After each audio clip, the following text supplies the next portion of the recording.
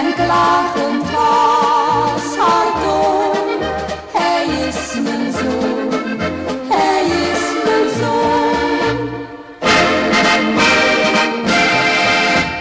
Alle nachten joeg de stroper in de bossen op zijn buik.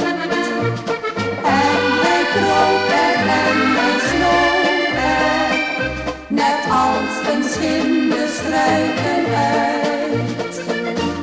Ieder schot van hem verspreidde slechts de dood in het donkere woud.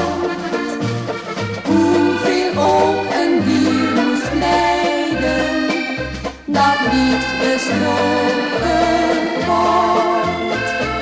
Zijn moeder huilde zacht, de lange bange nacht. En klagend was haar toon, hij is mijn zoon, hij is mijn zoon.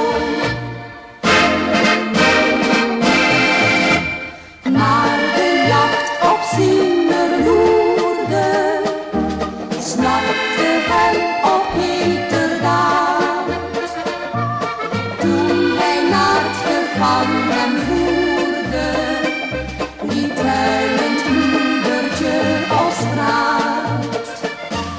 Zwijgend wendde hij zijn schreden, daarop brak de zoon het geweer. En de rouwvol was zijn rede, ik ben geen stroper meer. Zijn moeder huilde zacht in deze blijde nacht.